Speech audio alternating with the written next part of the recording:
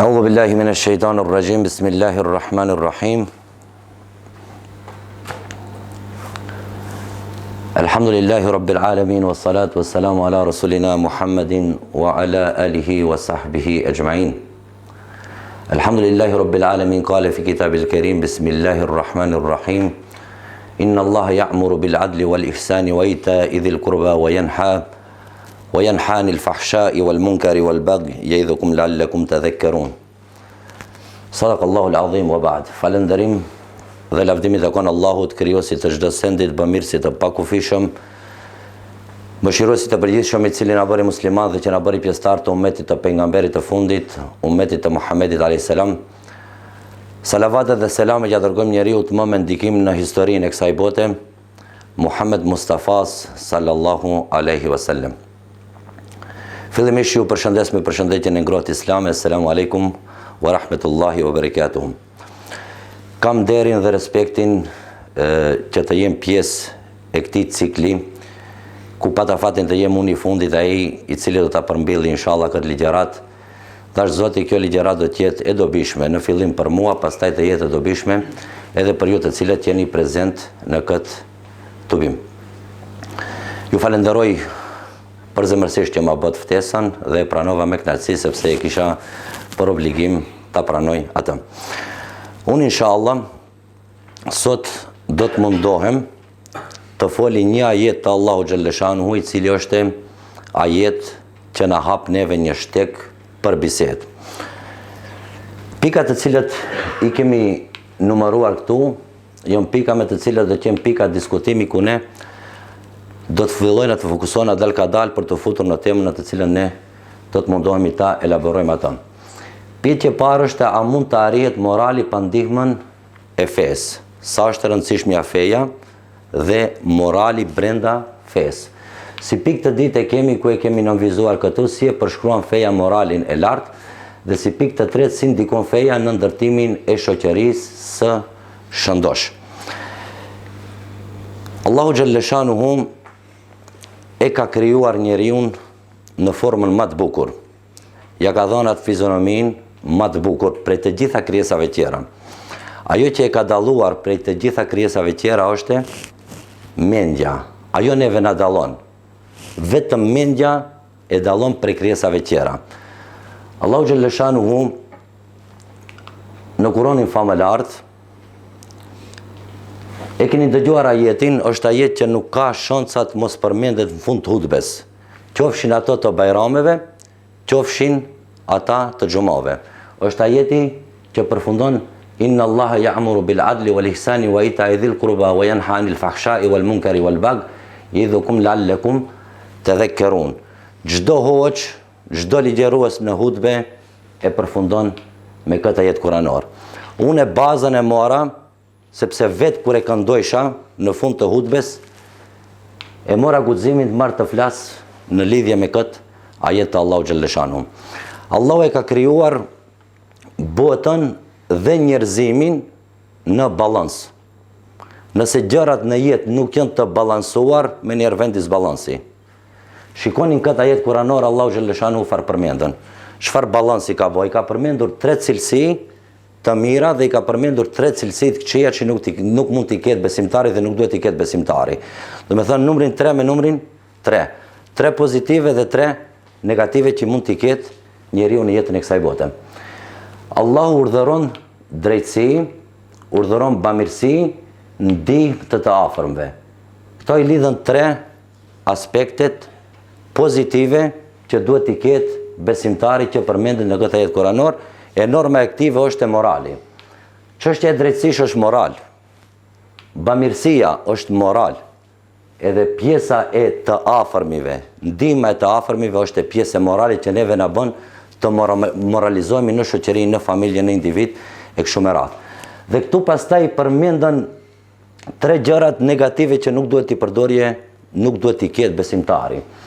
E përmenden imoralitetin, e përmenden të neveritshmen dhe e përmenden dhunën. Do me thonë traj. Ajeti kuranor, sure Nahl, ajeti 90.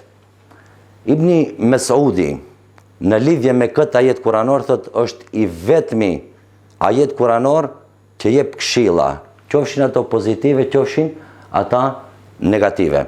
Pra është ajet që është shumë domethënës dhe është ajet që neve na vjen në jetë për shkak se ne e ndërtojmë moralin tonë. Çfarë dobi do të kish pasur shkenca, ose çfarë dobi do të kish pasur të kemi një njeri të ditur i pamoralshëm? Dituria ti është zero. Mund të ketë oratori të jashtëzakonshme që ne mund fitojmë, ama pasqyra e tij e pamoralit nuk e bën atë jetë një ligjërues produktiv që ne të marrëm prej atij gjon më të shenjtë, e cila është fjala e Allahut xhalleshanuhu. Jo rastësisht edhe Mesuudi thotë, kjo është ajeti që përmbledh në përmbajtjen e vet më së shumti udhëzime e këshilla për sjellje të mirë dhe cek veset e shëmtuara prej të cilëve lipset besimtarit të largohet. Në jetën e kësaj bote kemi disbalans. Nga ndonjëherë rrëshqasëm, por ama nuk o fundi. Ka momente për ta kthyer vetveten tonë prapë këto të cilat janë të moralshme, siç është drejtësia, bamirësia, ndihma e të afërmive, e t'i largohena imoralitetit me të gjitha institucionet e veta që i ka, t'i largohena të neveritshmes, asaj të keqes, asaj të thashë thëmmes që pejgamberi sallallahu alaihi wasallam ka trishtuar. Për shembull, në aspektin e jashtëm, aq i dashur ka qenë pejgamberi sallallahu, aq shumë i ka penguar pejgamberi sallallahu alaihi wasallam, sa që ka pa një njeri me flokë të shprishura. Edhe ka thënë njëri pisahabe, i ka thënë, a ka mundësi ti thuash atij ti rregulloje flokët? Shikoni, pejgamberi i shifte edhe elementet e jashtme. Po të marrëm të analizojmë historinë e pejgamberëve të shumë të autorëve që flasën për jetën e pejgamberit sallallahu alaihi wasallam, do ta shohim që pejgamberi ka pat një raport interesant edhe me gjërat e ngurta. Asnjëherë në jetën e vet nuk e ka përplas derën. Kur njet, neve na ndodhen në mishkel misallim ndonjëherë. Kemi momente kur revoltohena, i japëm një hës. Pejgamberi asjell mirë me ata, ka patur respekt edhe me gjëra të palëvizshme. Jo rastësisht, kur pejgamberi sallallahu alaihi wasallam shkoi prej Mekë në Medinë, qau trungu. U përmallua trungu për pejgamberin alaihi salam, tha, si do shkojsh ja Resulallah, e ma nuk do të qëndrojsh ti mbi trungu, mbi mua. Ajo na bën neve që në raport edhe me gjërat e ngurta, kemi një farë respekti, kemi respekt për librin, a mund të fuget libri? Ajo i ka gjërat më të shtrenjta që neve na duhen në jetën e kësaj bote. Për atë, unë do të mundohem që këto dindarjet pozitive të ajeteve kuranore dhe ative negative që nuk guxon të ketë besimtari, inshallah do të mundohem të jap një sqarim, të cilën sqarim do të jenë efektive për të gjithë ne. Allahu e pa të nevojshme dërgimin e pejgamberëve dhe librave të shenjtë. Tani do të folim më konkretisht për librin e shenjtë, për Kuranin. Prap ka vendau balans. Ashtu e ka krijuar Allah, interesant, këtë gjë i ka bën në balans tjenë. Tjenë një vit normales. Unë do të zbriti Kuranin, ama ai cili do të sqaroje burimet e Kuranit brenda për brenda, çka ka Kurani, do të jetë Muhammed Mustafaja sallallahu alaihi wasallam. Edhe ai Allahu e dinte dhe përshkruan në Kuran se njeriu është njeri që prin nga e keqja, e ka prirje nga e keqja, ama edhe mendon edhe për të mirën.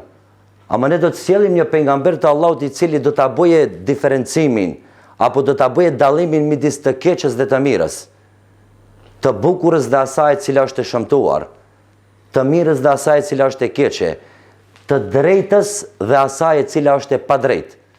Pejgamberi sallallahu alaihi wasallam, fuqinë e tij shpirtërore që e kishte nga dashuria për Allahun xhaleshanuhu, e bënte ata me drejtsinë Allahu xhaleshanuhu.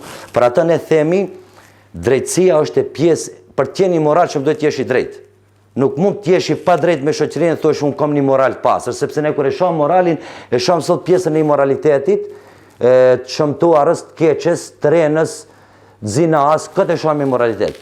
Ama të jesh i padrejtë e shohim se thjesht kur kam unë fuqi mund të jem i padrejtë. Jo, është e pamoralshme të jesh i padrejtë me njerëzit në të cilat të ka urdhëruar Allahu xhaleshanuhu të jesh i drejtë. Pse themi kështu? Kemi një argument fuqishëm. Allahu xhaleshanuhu aq i drejtë është, sa që kështu të mendojna, vetëm kështu. Sot musliman, sa ka numri muslimanëve, gjajti 2 miliard musliman. Tjerët, për ative 7 miliard nuk janë musliman. Kajmë besime të ndryshme, krishtere, janë jehud, janë ateist, janë budist, loj besime që ne ndoshta me lexu për besimet, del një besim kote që s'kemi ndëgju asë një herë. Eksakt, ne jemi si njerëz të cilët mendojmë gabimisht. Pejgamberi sallallahu alaihi wasallam i tha besimtarit të besoje drejt, i tha besimtarit të nënshtrohet logjikës, i tha besimtarit të besoje ashtu si që ka urdhruar Allahu xhalla shanuhu. Pra sot në botë thamë kemi pa besimtar lloj të ndryshëm. Imagjinoni Allahu xhalla shanuhu thosë që Allah, shikoni çfarë drejtësie ka. Thosë Allahu xhalla shanuhu, ju që jeni musliman, këtë dahani buk. E në të vabe furnizimin, ama këta që nuk janë musliman, këta për të s'ka buk, s'ka ushqim. I latë lirë të besojnë me drejtësinë e tij. Ama va ka dhënë edhe furnizimin. Ata sot hanë, kënaqen, jetojnë. A mendoni se sot muslimanit i ka dhënë zemër? E jo muslimanit nuk i ka dhënë zemër. A mendoni se sot muslimani ka xhak, e jo muslimani nuk ka xhak? A sot muslimani merr oksigjen, e jo muslimani nuk merr? Me drejtësinë e tij, edhe pse nuk i nënshtrohet urdhrit të Allahut, ai prapë jep zemrën. Ai prapë ja jep furnizimin. Ai prapë ja jep mirat e kësaj bote me drejtësinë në të cilën e ka dhënë Allahu xhalla shanuhu. Për ato, drejtësia është e parim i Allahu xhalla shanuhu me zbritjen e Kur'anit si libër i drejt njeriu të drejt, Muhammedit sallallahu alaihi wasallam, për ta vendosur shoqërinë në binar të drejt. E ne kemi nevojë sot tjena në binar të drejt. Sot kemi disbalansime. Sot, imagjinoni sot menaqit pi koneksionit, pekje koneksioni.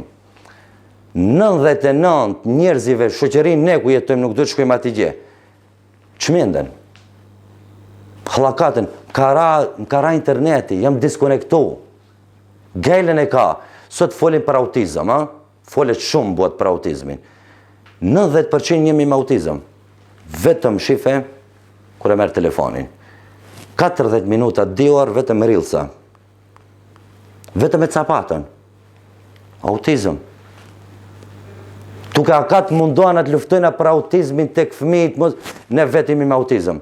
Ne vetimi me smundje të cilit janë të pashërueshme. Imagjino hupën disa atë vakët, qoa e rilsa në vadaje njerëzive shoqërisë, shokve, edhe të kënaqen, qeshin ha, se shohan rilsa. Me atë 2 orë, ta lexoje një paragraf, të lexoje sa produktiv do ishte. Sa i pa drejt është njeriu ndaj vetvetes vete.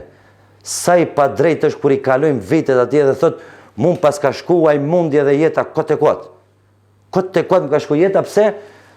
Nuk e ndoqa fjalën e Allahut, i cili është drejtësi vetë.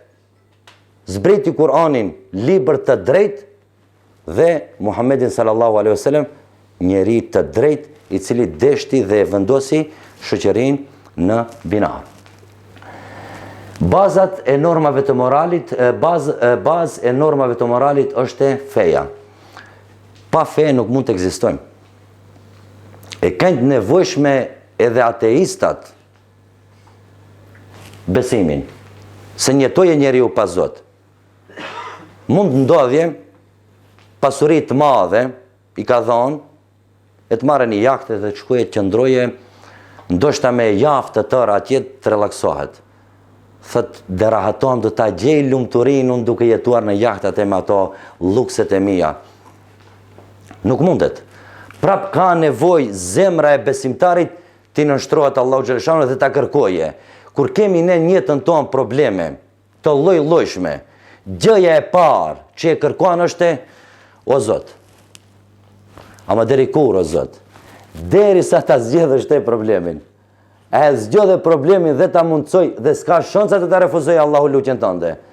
Atëherë ti bosh i padrejt ndaj Allahu xhallahu xhallahu dhe kthesh prap në ato gabimet toja që ato duhet të jenë mësim për ti.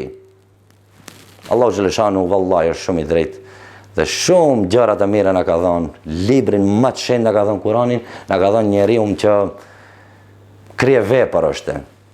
I përsosur Muhammed Mustafa sallallahu alaihi wasallam, çfarë sjellje ka patur do ta shohim në vazhdim inshallah, edhe shembuj ku do të sjellim me drejtsinë e pejgamberit sallallahu alaihi wasallam. Tek njerëzit ekzistojnë dy lloje prirjesh, bashkë këta jetë që në këta prirje. Të larta, që janë shpirtëroret, dhe i kemi të ultat që janë epshet. Këto shpirtëroret të lartat duhet zhvillohen. Për shembull, drejtësia zhvillohet. Bamirësia zhvillohet me kalimin e kohës. Ndihma e të afërmive zhvillohet me kalimin e kohës. Argumente kemi Ebu Bekrin radiallahu anhu, që pejgamberi sallallahu alaihi wasallam çdo kush piush e din. Po të vendohet në një anë peshoja dhe veprat e Ebu Bekrit, dhe në anën tjetër të vendohen veprat e krejt umetit sa janë nësa do vend pas, vepra e Ebu Bekrit do peshoje ma shumë se kitë veprat e krejt umeteve. A thoni është rasisht ajo? Nuk o rasisht. Ebu Bekri të lartë të shpirtërore i zhvilloj. Një ditë për ditëve, pejgamberi sallallahu alaihi wasallam tha kush ka qenë me një vorim në mëngjes diku. Ebu Bekri tha, ene ja Rasulallah, unë e isha, ja falem gjenazën e varosëm. Tha, kush ka qenë prej jush të ndihmoje një fukara, ka thënë, ene ja Rasulallah. Kush ishte një sër pjetjesh që i bëri pejgamberi sallallahu alaihi wasallam, Ebu Bekri përgjigjej, unë ja Rasulallah. A nuk ishte sahab tjetër që thonte, edhe une. Se në gjeshe, truni i Ebu Bekrit ishte ajo shpirtërore dhe donte ta zhvilloje për herë. Dhe arriti të jetë sot e kësaj ditë është enigmatik, kur folin për një sahab. Si Ebu Bekri radiallahu është enigm. Në që aspekt? Kurani e përmendën, aju i të njerëzve pasuri, para, ama nuk ja kishte bërë qaskoj. Kur shkonte të vape paret, thënte urdhëno që këto paret, bënte bamirësi. Urdhëno që këto paret, se ti kom bërç. Rasti është me Bilalin radiallahu anhu. Bilalin tamam të bëhet ropi për hershëm, se u desh t'i ktheje paret, largohen nga robria, tamam i erdh pabesimtari, mushriki, ta mare ropt për hershëm, i trokiti dera, u dorëzoi Bilali. Tha ka ardhur dhe më mbeta ropi për hershëm. Kur e hapi derën, këtë shohe. Do ta gjejë Ebu Bekrin radiallahu anhu. I tha urdhëro këto parat i kam pas borç. Dhe Kurani përmendi, ai nuk ja kishte borç as kërkuj, por ashtu e gjente rrugën e bamirësisë. Për atë themi, Ebu Bekri radiallahu anhu ishte enigm. Sot ne mund të përfitojmë për ati njeriu pa mas. Shembull, sa marrëm modele tjera tjetës, filan njeriu, filan autori. Mere vetëm jetën e Ebu Bekri radiallahu anhu, skenoa edhe fillot të lexosh skenimin e atij. Edhe ta shohësh se është një njeri i hatashëm. Ja ofron pushtetin, tha si jam unë për pushtet këto. Unë jam për t'i ndjek urdhrat e Allahu xhalleshanu. Okej. Shpirtëroret dhe të ultat. Këto shpirtëroret, këtë lartat shpirtërore që duhet zhvillohen, hin drejtësia, bamirësia dhe ndihma e të afërmive. Kjo të ulta që janë epsharake, është imoraliteti, e neveritshmja dhe është dhuna. Do me thënë 3 cilësi pozitive dhe 3 cilësi negative. Këto duhet kontrollohen, ndërsa emocioni është edhe emocioni egoizmi, që për emocionin egoizmi duhet folet dhe ka nevojë të folet pa mas. Pra sot bota dënë të krijojnë, janë krijuar vetëm njerëzit që janë bë egoist. Kur thëm a instalu në këtë sistemet botërore kjo, është instalu. Imagjinoni, këto e kemi haxhiun në afër, çfarë kënaqësie ka qenë, për shembull ta presësh mbas darke një grup familje dhe të vajtë të bëjnë muhabet. Me orë të tëra kanë qëndruar duke jetuar në bashkësi. Kanë jetuar bashkë dhe i kanë ndarë gjërat e mira bashkarisht. Sot mund më të ta çelje derën. Sot i pengon misafiri. Këtë kush e bën? Këtë e bën egoizmi. Ne vetëm mendojmë se do të arrijmë lumturinë dhe kënaqësinë vetëm duke ndajt vetë rahan shpaj. Ose me një vend punë dikundi tek më kem punë, mos kem frekuentim me njerëzit. ta jetoj atë botën e erët. Interneti sot vu ka mundësu shumë njerëzive, shumë gjëra, për shembull të jem Paris ta shohë kullën e Eifelit, e thë se ka shkat, ka këtë përbërje ka. Ama nuk është e barabartë si ai njeri cili e ka vizituar në vend. A e ka pa, tamam e ka pa, e ka prek, e ka shiju. Sot bota e egoizmi gja ka mëcau ati edhe këtë pjesë. Ta shohë për larkë, edhe ai thëtë nuk dohet, s'kam nevojë për atë. Egoizmi duhet t'i largohen se s'ka ves më të kesh se t'jetë njeriu egoist. Egoistin nuk e dën as Zoti, nuk e dën as shoqëria, nuk e dën as kush. Do të thënë ai i cili mendon vetëm për vetveten e vet dhe arritjet e veta. Ndërsa muslimani e ka tjetrën. Kur e ka vetveten mirë, dëshiron ta ketë edhe shoqërinë edhe gjithçka që e rrethojnë mirë. Vazhdojmë më tej. Për çështjen e moralit, kanë fol edhe njerëz të cilët nuk kanë qenë musliman. Kanë qenë filozofë që kanë lanë libra pa numërta. Shikoni si thot Platoni në lidhje me çështjen e moralit, edhe në lidhje me çështjen e fesë. Kush shkatron dhe sulmon fen, ai ka shkatruar moralin. Edhe Platoni thot që feja është e paqetërsueshme të jetë në shoqëri. Sepse nëse nuk kemi fe, nuk kemi moral. Feja e Allahu xhaleshanu na bën të jemi njerëz të moralshëm. Kot, edhe në fillim tham, nëse nuk kemi moral kot, se në thirrën as jena fetar. Unë jam fetar i pa moralshëm. No sens, s'ka sens të jesh fetar i pa moralshëm.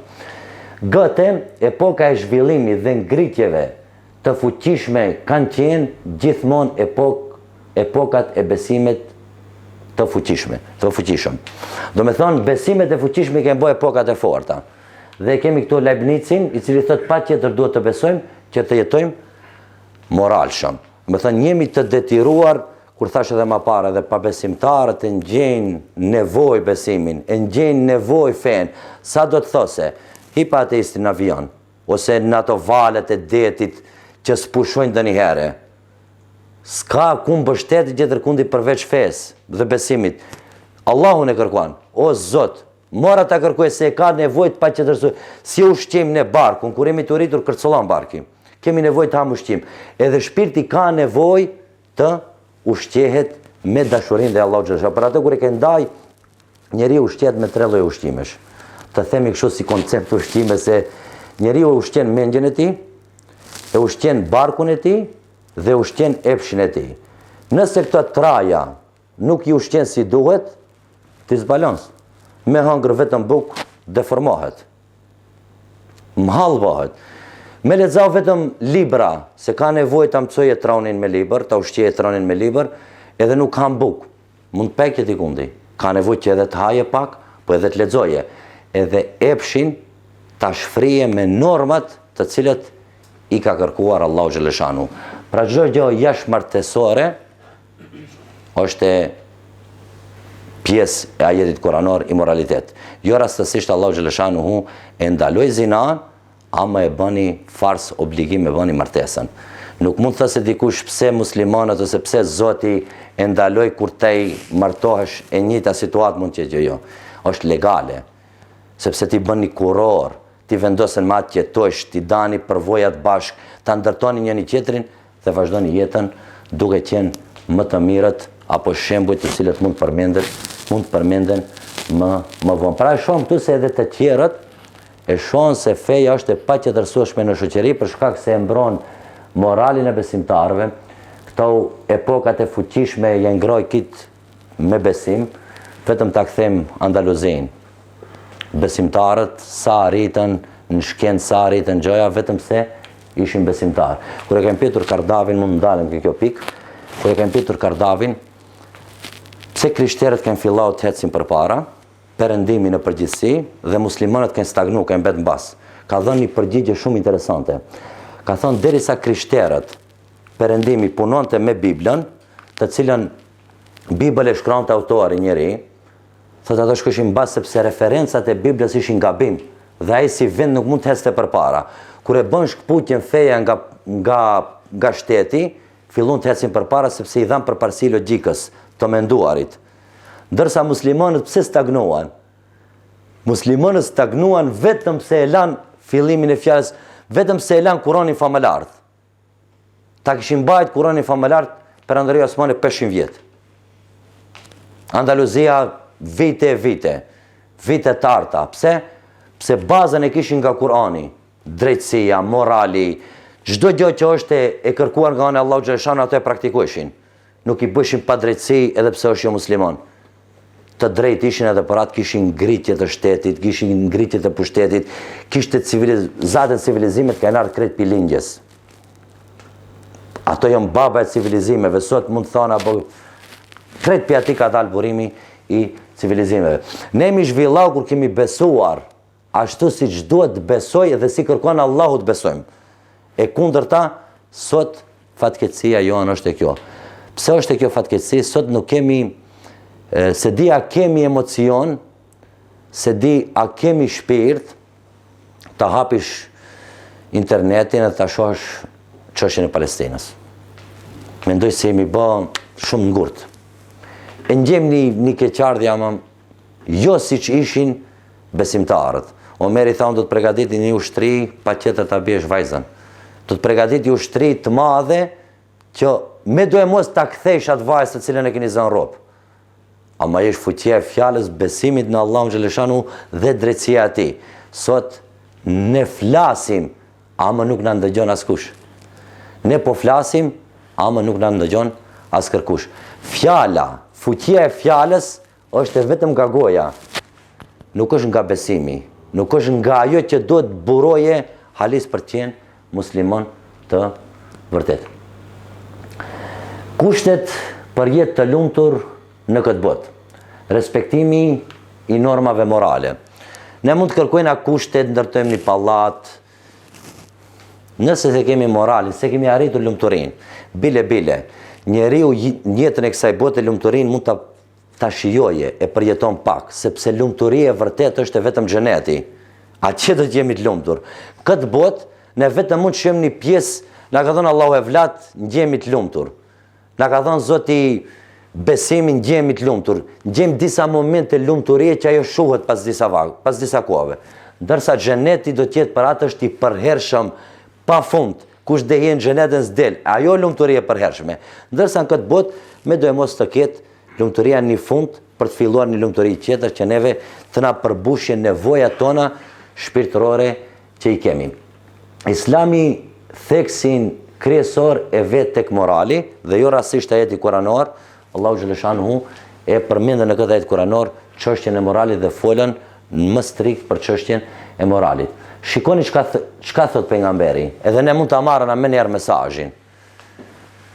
Vërtet jam dërguar t'i plotësoj vlerat morale. As pas ka ardhur pejgamberi për tjetër send. Njëherë na bën me dije se kjo është e fush në vete që pa kot ne kotimi. Edhe unë si pejgamber që kam ardhur për të kallëzuar vlerat morale, për t'i plotësuar vlerat më të larta morale. Për atë kur e gjen pejgamberin sallallahu alaihi wasallam, para e gjen si njeriu më të moralshëm. Kishte pejgamberi sallallahu alaihi wasallam që moralit i dha përparësi nga çdo gjëra tjera. Për atë Islami, muslimani duhet ndërtohet si ato shkallët. Nuk mund ta mrim në nivel për shkallën e parë ditë 16 në tipim. Është e pariqme edhe shkollimi është i tillë. Filon pit para 1-9, në gjimës të kati tje. Pastaj vazhdon edhe 4 vjet, mbron ke shkallët 12, qesën edhe 4 shkallë për të krijë fakultetet dhe pastaj postdiplomike farjan ato universitetet tjera që duhet vazhdojnë nëse do njeriu të ngritet ala më lart edhe duhet të ngritet. Shkallë, durim, këtë këto bën me moral. Këtë këto bën me moral. Pejgamberi tha vërtet jam dërguar ti plotësoj vlerat morale. Në histori kanë qenë të lavdëruar gjithmonë drejtësia, bamirësia, sinqeriteti, durimi, bujaria, pajtimi ndërmjet njerëzive edhe shumë të tjerë. Kur jemi ke drejtësia, ne patjetër t'i vëna theks të veçantë, edhe duhet mirën me këtë çështje. Sa ishte pejgamberi alayhis salam i drejtë në raport me njerëzit? Shumë i drejtë. Një ditë prej ditëve, Hazreti Aliu radiallahu anhu ishte duke pushuar. E kishte zënë xhomi. Me vete kishte marrë parzmore në veçantë. Parzmore është ajo mbrojtja e luftës. E kish marrë me vete dhe kish tratë fleje. Njëherë pejgamberi sallallahu alaihi wasallam kur e pa të fjet Hazreti Aliun, e zgjoj dhe i tha, zgjoj o baba i tokës, binti Turapi, tha. Edhe u habit, tha, pse më tha tokës, tha flen rahat ku se me nuk pas frikas pjegërsinave pjaskuj. Kështu ka gjenë besimtarët, e ka zonë me një dru gjumi dhe ka fjet rahat, as dhe sulmoje dikush, as dhe zemrën e kanë patur të pasur. Dhe thot, Hazreti Aliu u ull, të pushoje pak pranë një pemës dhe e kishte me vete dhe parsmoren e veçantë të cilën e kishte punuar ai vetë. Kur unë ngrit nuk e kishte parsmoren me vete. Tha do t'a gjej se është unike, vetëm unë e kam, me njëherë dhe diktojmë gjonë teme cëlla është.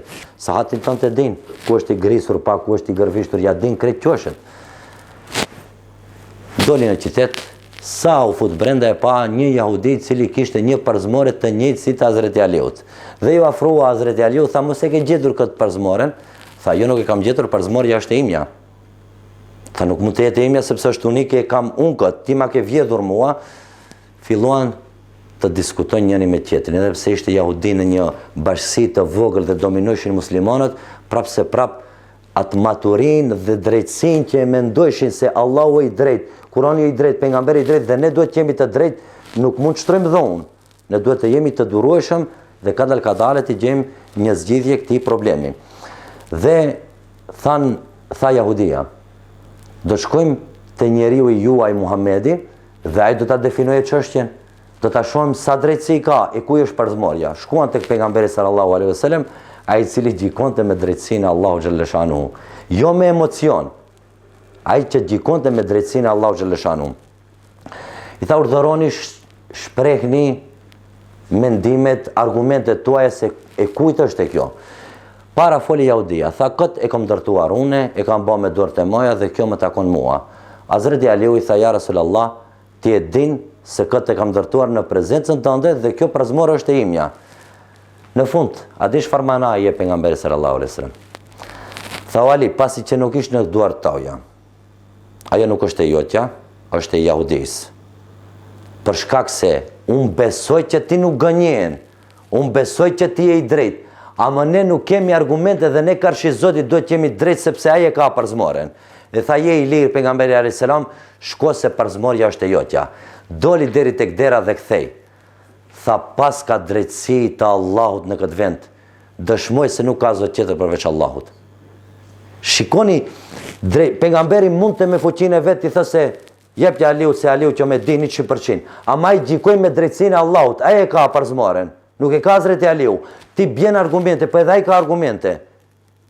I drejt është Allahu, i drejt ishte pejgamberi sallallahu alaihi wasallam, Aliu e pranoi tha, "Ke të drejtë ja Rasulullah, parzmorja është e atij." Erdhe pranoi Islamin. Sa produktiv ishte. Vetëm për të drejtën e Allahu xhalleshanuhu arriti një pabesimtar, një jahudit të kthehet musliman. Sot a kemi nevojë ne ta bëjmë këtë? S'do mend. Për ditë kemi nevojë ta bëjmë këtë. Rast tjetër e gjejmë Omerin radiallahu anhu. Pejgamberi sallallahu alaihi wasallam kur ja dha pseudonimin, kur vajte sahabëve, kretëve u jepte kanë llagop. U jepte kanë pseudonim. Jo rastësisht Omerit ja dha Omer el Faruk, Omeri i drejt. Jo rastësisht, se ne thonë atë njëherë e kishte i drejt. Kur e perceptojmë fatkeqësia më e madhe është sot kur përshkruajmë për Omerin, e kam pa edhe në disa filme, e përshkruajnë si një njeri i ashpër. Një njeri, ashtu mundon të përshkruajnë, gabim është. Sot, nëse gjejmë një lider të drejt, ta dim se ai na duket i ashpër. Vetëm se është i drejt. Sot, po punojmë me drejtësia i duket shumë agresor. Vetëm se mundohet ta mbaje drejtësinë. Atë që ja tha pejgamberi, Omer el Faruk, Omeri i drejt, atë e vërtetoi. Një ditë prej ditëve, ku Amr ibn Asi ishte përgjegjës i muslimanëve, djali ati kishte kaleruar, sepse bënin gara me kuaj.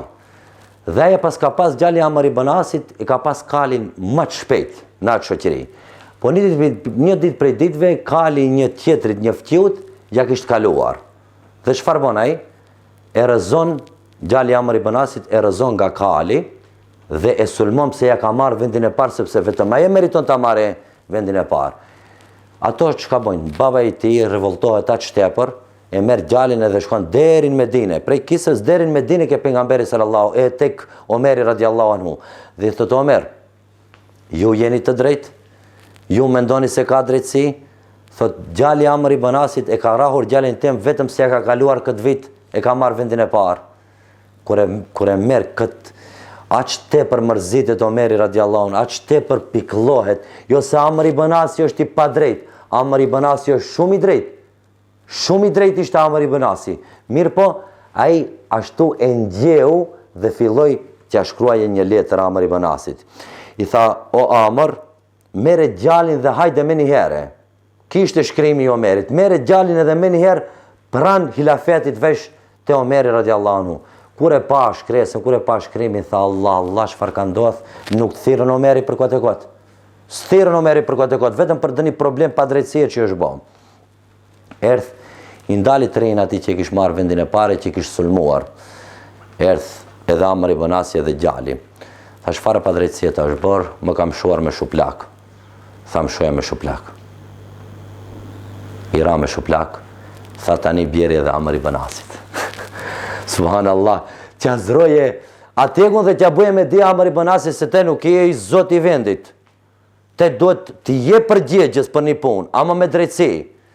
A dini çka tha? Ai cili ishte i dëmtuar. Tha ne nuk e teprojmë. Ne e marrëm hakin aq sa i takon. I sull me shpull, ja kthej me shpull. Ama Amr ibn Asi nuk më ka bë asnjë sent i bie edhe atij me shuplak. Së shfajtor ai s'ka qenë prezent ataj. Tha pasi që është ashtu, atëherë shkoni jeni të lirë, e murën hakin. Dhe i thanë, Omeri radiallahu anhu, kjo është thënja ma e famshme që mua më gëzon shumë. Kur i robruat njerëzit, pasi Allahu i la të lirë ata. Shikoni çfarë fjale. I drejtohet dhe thoshin Omeri ka robruar njerëzit. Kur i robruat njerëzit përderisa Allahu i la të lirë. Kjo drejtësia dhe kjo ishte në kohën e pejgamberit dhe në kohën e sahabëve, drejtësia që s'bënte dallim. I pasuri, ai që kishte saltanate nga i varfuri, të gjithë ishin të barabartë, jo rastisht në haç. Kur shkojmë zhveshemi pi raqeve normale, e vishim atë ihramin, krejt kemi një rrobë të njëjtë. Ashtu ishin sahabët, dikush rrobat e mira, dikush rrobat e këqija, prap zemrat i kishin të bashkuara dhe zemrat i kishin të drejta. Inshallah Allahu na mundson, kemi po ashtu siç ishte na bëft të drejtë siç ishte Omeri radiallahu anhu, na bëft enigmatik siç ishte Ebu Bekri radiallahu anhu.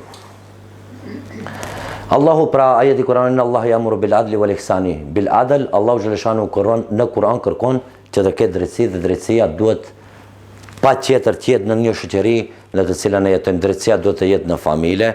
Fatkeqësisht në familjet tona është bërë shumë pa drejtësi. Nëse i futen atij elementit, do të gjejmë që femra është diskriminuar. Asnjëherë s'ja kemi dhënë hakun që ajo e meriton. Edhe ne duhet i thonë vetvetes tona kemi punuar me drejtësi. Në trashëgimi kemi thënë asaj mos e merr se është miras. Ka ardhur marrë miras ke baba, ke vllai. Është pjesë që asaj takon e ja ka ndaj Allahu xhaleshanu edhe tek burri, por ja ka ndaj edhe tek prindi i vet, tek babai për ta patur trashëgimin. Islami kërkon prej njeriut të zbatojë drejtësinë në vetë qenjen e tij. Do me thonë, drejtësinë duhet ta kena njëherë para në qenjen tonë të mbrëmshme. Asnjëherë mos të lindjë edhe një herë një ide se ave këtu dhe jemi pa drejt. Nëse i pa drejt, nuk i ke moral, nuk i ke drejtësinë pjesë të moralit. Thënë ti mendon dhe njerë bësh në familje pa drejtësi, ke dhe një shok të bësh pa drejtësi. Nuk e i moralshëm. Drejtësinë duhet ta kesh qenjen e brendshme shpirtërore si bazë të besimit. Thaosh unë me drejtësinë e Allahut, me drejtësinë e njerëzive do të mundohem ta realizoj ato. Të vërë barazi të plot për nevojat e veta lëndore shpirtërore. Pa prap duhet, e në ke vetë veti vetë kur t'i veje, duhet vëndoje një baraspesh. Nuk mund t'a dëmtoje vetë vetën e ti, vetëm për t'a thonë një realitet. Zbatimin e drejtësis në të gjitha fushat e marrëdhënieve ndërnjerëzore. Ne kemi nevojë marrëdhënie ndërnjerëzore. Ashtu na ka krijuar Allahu xhaleshanu, i krijoi mashkullin dhe femrën që ato të martohen, edhe pastaj ato të shtohen dhe të bëhet një bashkësi, po të bëhen fise, të bëhen fshatra, të bëhen qytete që ata me dëmos bashkëjetojnë. Dhe njeriu ka ka nevojë të mësoje dhe mësimin e merr duke bashkëjetuar me njëri, në bashkësi e merr mësimin. Sot kemi nevojë për bukpjekës, ai që na ofron neve bukën. Sot kemi nevojë për mishtore, ai cili e therat kafshën që ne ta ham. Krejt këto janë të rëndësishëm në botë. Krejt këto janë të rëndësishëm, nuk mund të jenë pa rëndësishëm. Për atë njeriu me të jetuarit në bashkësi mëson dhe e ngren nivelin e vet. I hipën shkallët, kadale dhe arrin deri tek ajo e cila i duhet. Vazhdojmë mëtej. Ajeti kuranor në surën El Maida, ajeti 8, është dikundin mes të ajetit, është ajeti pak më i gjatë, po kjo është e vetë në shënjesër. Kjo fjale Allahu Gjeleshanuhu ku thot: "I'dilu huwa aqrabu lit-taqwa", bëhuni të drejtë sepse ajo është më afër devotshmërisë. Pra drejtësia na bën të jemi të devotshëm. Kurbani kur e prim nuk shkon as gjaku, as mishi, por tek Allahu ngritet devotshmëria. Bëhemi më të devotshëm. Me Ramazan ne do të bëhemi më të devotshëm. Me drejtësi, vetëm se ngrem nivelin e devotshmërisë tek Allahu Gjeleshanuhu. Bamirësia është veti e ditë e urdhëruar në këtë ajet kuranor, njeriu e ndjekin vështirësi të ndryshme në këtë jetë. Vazhdojmë tek pika ndihma e të afërmeve dhe inshallah ka dalë do të mundojmë ta rrebullaksoj, mendoj që nuk është bëhet tepër, mos dalëm edhe prej normës së orës. Ndihma e të afërmeve. Këtë hadith pejgamberit alayhis salam kur e kam lexuar jam rënqethur.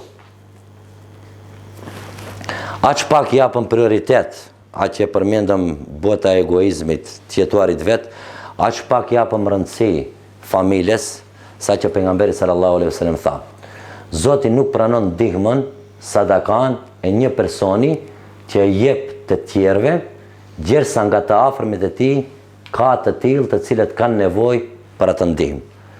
Sadakaja e tij është e papranueshme tek Allahu Gjeleshanuhu.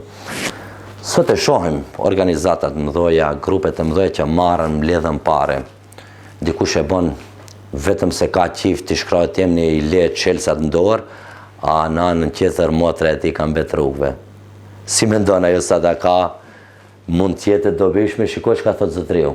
Ajo sadaka është e pa pranuar tek Allahu Gjeleshanuhu. Për atë, për ta shtuar dashurinë mes familjes tonë, është ndihma e paqëdërsueshme që para të shohim familje, më kemi dëni problem, më kemi dikush që ka probleme të brendshme, pastaj s'to mend që do ndihmojmë edhe të tjerët. Imoraliteti, e neveritshmja, dhuna, rena, mashtrimi, mendjemadhësia, zilia, përgojimi e tjerë janë pjesë e imoralitetit. Këtu dietarët këtë ajet kuranore kanë vënë qasjen, e kanë vendosur vijën e saktë, është qëllimi për prostitucionin, për zinan, pra është një veprim që besimtarit nuk i përkon, muslimanit nuk i përkon dhe duhet largohet pa tjetër. E neveritshmja, atë që e përmendëm pejgamberi sallallahu alaihi wasallam, e keqja që i ka pa gjërat tek njerëzit që si ka pëlqyer dhe i ka thonë, ja duke neveritshme, ka thonë kjo është në sens ki duhet t'i drejtoj fjokët. Ki duhet pak duke si besimtar i bukur. Allahu është i bukur, e don të bukur. Ne e kemi obligim të jemi të bukur sepse Allahu kërkon të dukemi bukur dhe ajo është e mirë, nuk është e neveritshme. Duhet i largohemi asaj. Dhuna, qëndrim e sjellje gjallëzore, zullum dhe padrejtësi. Këtu e kemi rastin e Musait alayhis salam me Nemrudin, që neve mund na moralizoje. Kur u përmbit Nemrudi, Karuni kur ra me gjithë mbretërinë e vete, e këlltiti tokë, e gëllditë çdo ditë, nga pak, shoqëria e Musës e pan atë pasurinë, atë thesare dhe nga rendën frek ta marrën. Musai alayhis salam tha mos e prekni se nuk është e pastër ajo. Mos e prekni, nuk është e mirë. Pra i largoi çdo gjë e cila ishte një njeriu të keq, që e posedonte, nuk donte asnjë ndaj erën. Shembull e kemi të kësaj edhe kemi Omerin radiallahu anhu, ku bashkëshortja e tij kishin ato depozitat e muslimanëve ku i rruishin për fukarat, ku i shpërndashin, ajo kishte takuar një ditë, kishte pa një parfim. Thjesht. Edhe kishte rake dora pak. Edhe hini në shtëpi, Omeri radiallahu anhu tha, shikoni çfarë nuhatje kishin ato. e nuhaçin haramin pa me ditë, pa me pa. Sot ndoshta në shtëpi kemi haram që i bëjmë ama nuk nuhasëm. S'kemi erë, nuk ndëgjojmë më erë. Ndërsa aje nuhati, tha, ku e ke marrë këtë parfum? Tha, në depozitën e muslimanëve atje që është, e provova pak. Tha, do ta pastrojsh krejt. Nëse nuk i del era, do ta prish dorën. Vetëm prej pasurisë besimtarëve nuk guxon të prekish. Kjo besimi. Kishto Omeri radiallahu. Kjo është Kurani që neve na mësoi si duhet jemi të moralshëm dhe si ta ruajmë ato.